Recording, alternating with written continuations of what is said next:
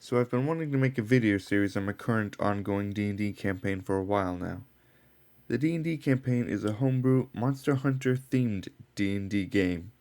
For those who don't know anything about D&D or Monster Hunter, don't worry, I'll do my best to explain everything so it's enjoyable for everyone. If you don't know, D&D is basically the world's most popular tabletop RPG game. Monster Hunter is a game series made by Capcom where you, as the title says, hunt monsters. The campaign is based off a Monster Hunter world, which the plot of the game is you basically hunt monsters on a new continent. The campaign begins with the party traveling to the New World, as it's called, on a boat. It is night and the party is all sitting around the table enjoying a meal. We all take turns introducing ourselves. Well, I guess I'll be the one to break the ice. I'm Farley, says Farley.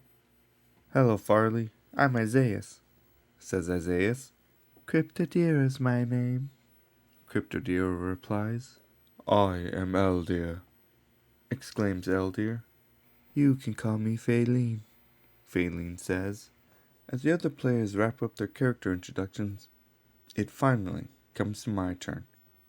I am the Helectria, and this is my partner, the skilled, powerful, and legendary Palico themselves, Captain Fuzzy Boots, he says. Meow, says Captain Fuzzy Boots. Palicos are basically cats that help you hunt monsters. Just then, a commotion can be heard on the deck of the ship. The party heads up top to see what's going on. The water around the ship is boiling. A bright red light can be seen from below. The bodies of dead fish rise up from below and float on the water's surface.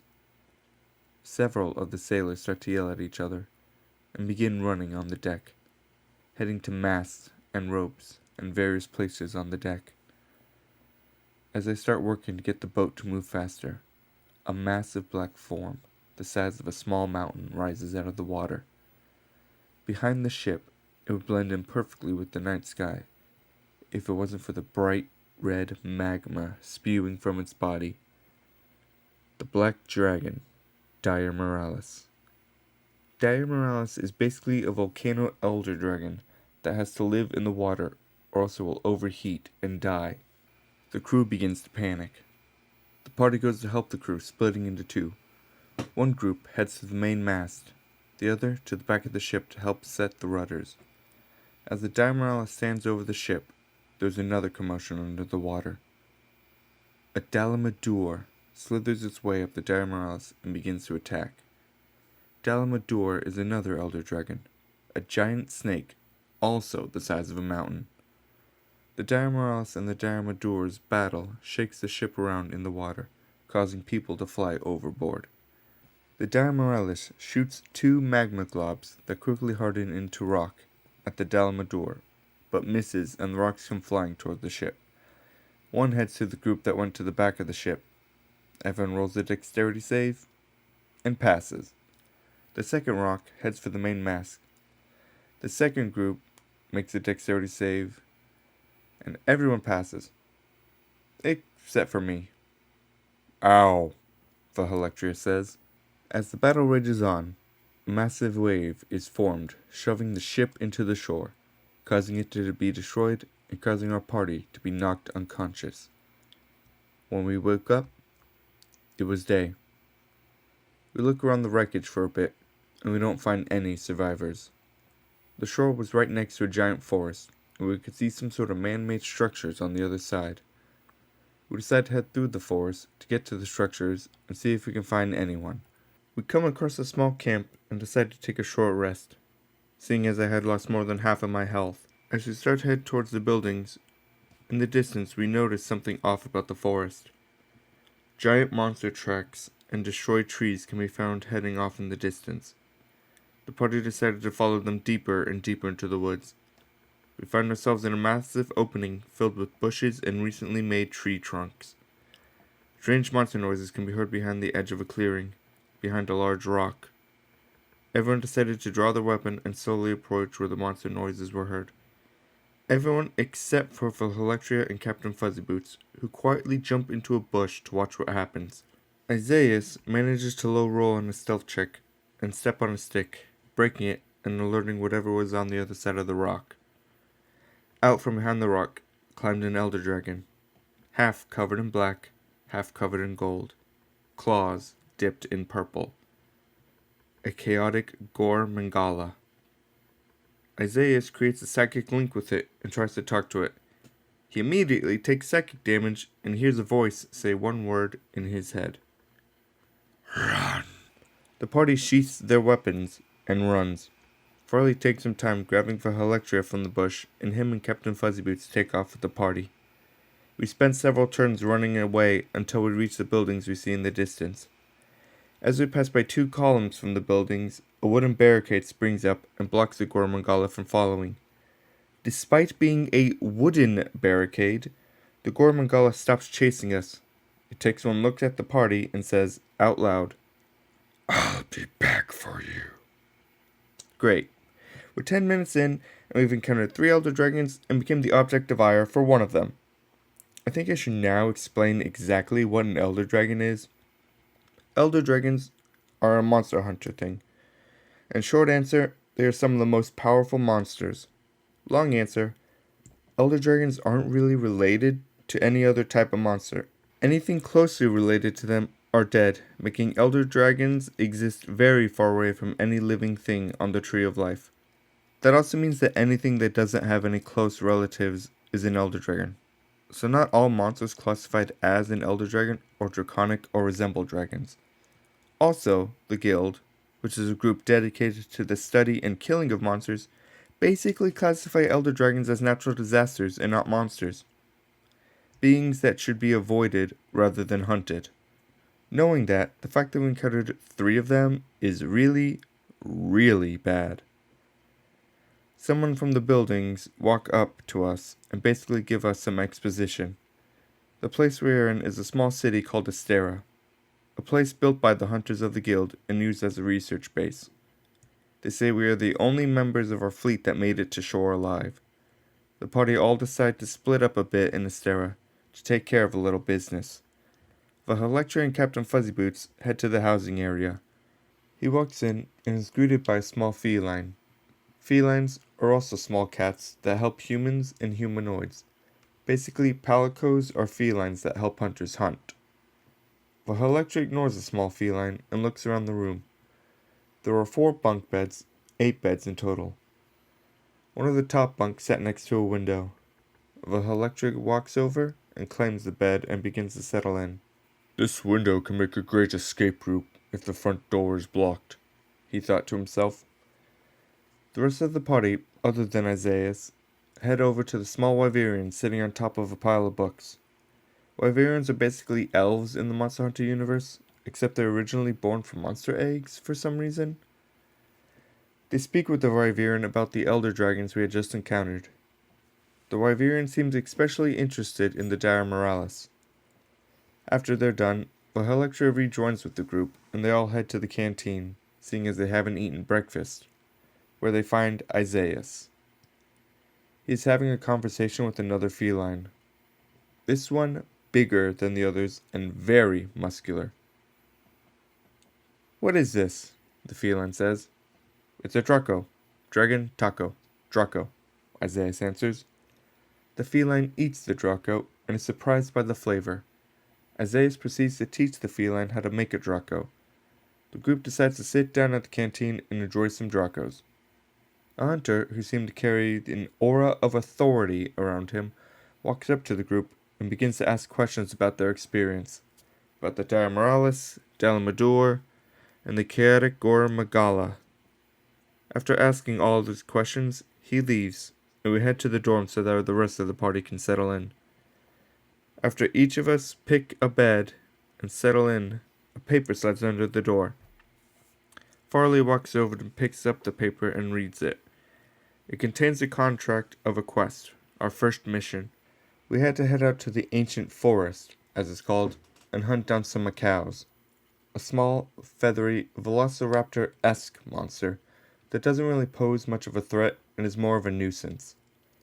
We had to hunt down 6 of them in 2 groups. One group of 2 and another of 4.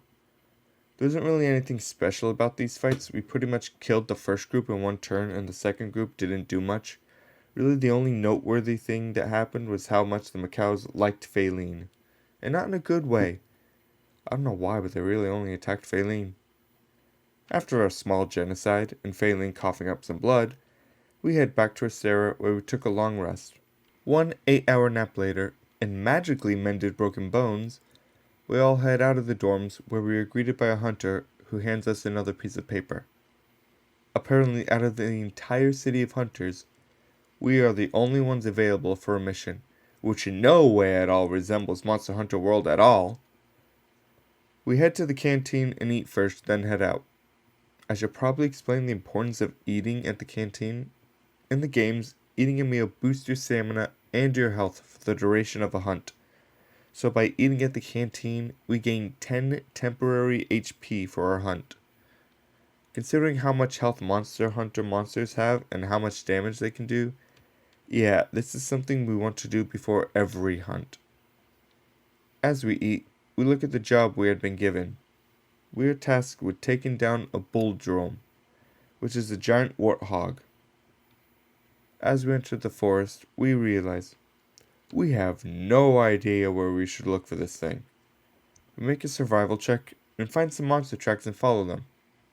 We somehow manage to roll high enough to find the tracks but low enough to not realize that they are too big for the monster we are hunting.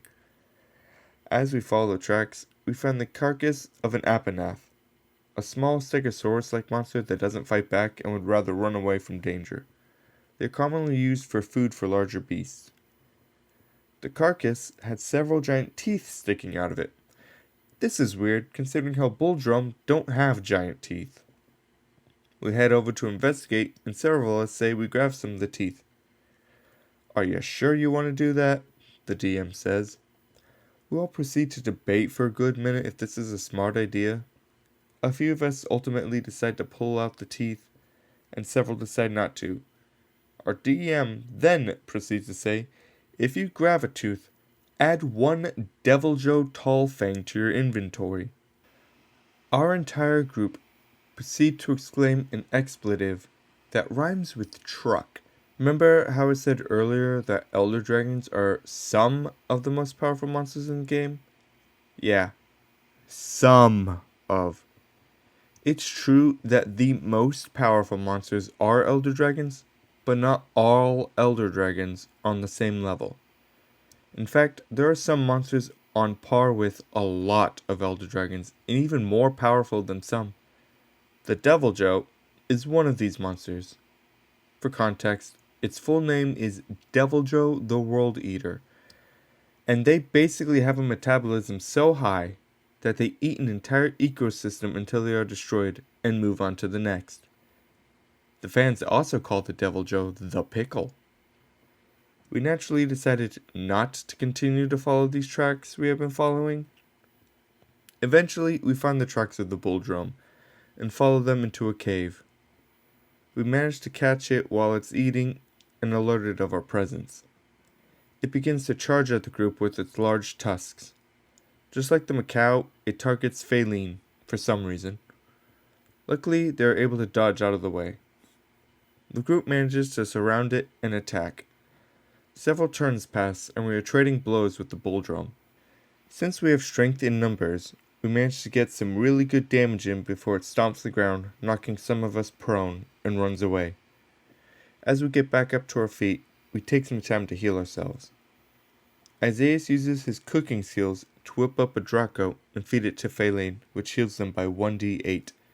This is a homebrew thing our DM allows Isaias to do, but only once per long rest. Also, don't be intimidated by dice terms like 1d8. The D just means dice, and the number after it means how many sides the dice have, and the number before means how many dice you roll. So a 6-sided die you would use in a board game would be a 1d6.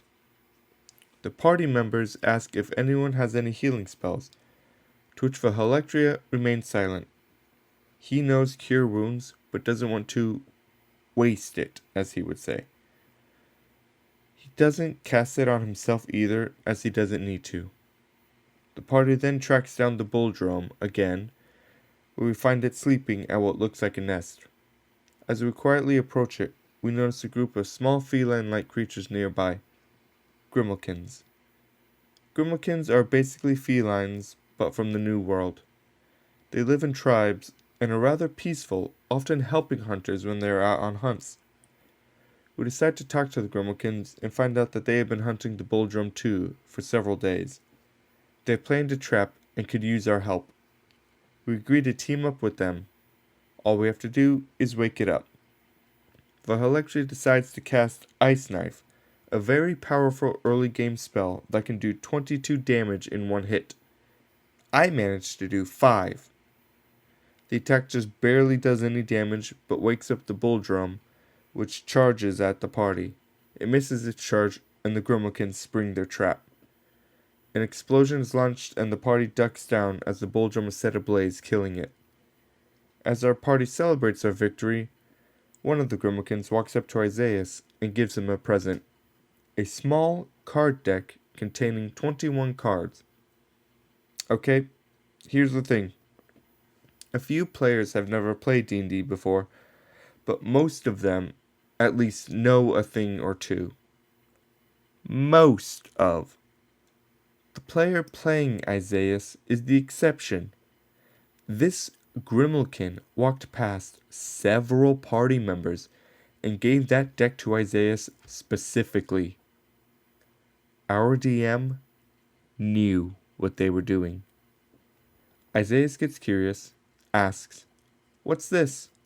and immediately draws a card before several of us other players can tell him what it is he has. Our party watches as Isaias disappears from reality for a brief moment before reappearing with a smile on his face. "Where did you go just now?" asks Farley.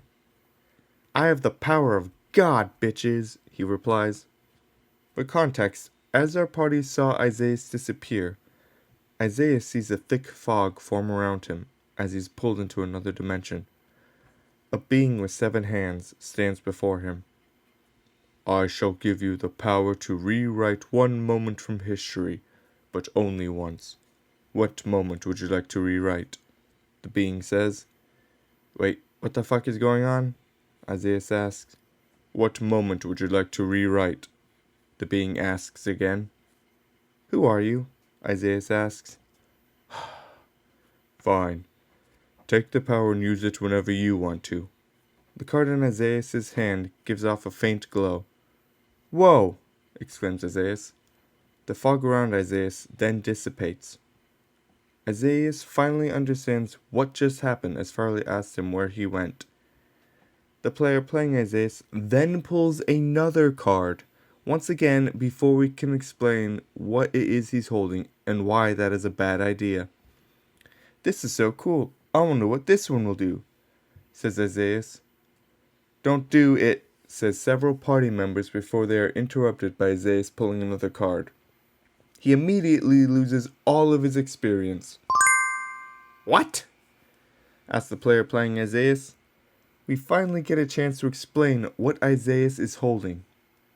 So to let you all know, he's holding the Deck of Many Things. A powerful magic deck of 21 cards, that each card has a different magical effect. Some of these effects are good, as you saw with Isaias getting the ability to rewrite time once. The effects can also be bad, as you saw with Isaias losing all of his experience. And the effects can really, really be bad, as you will find out later.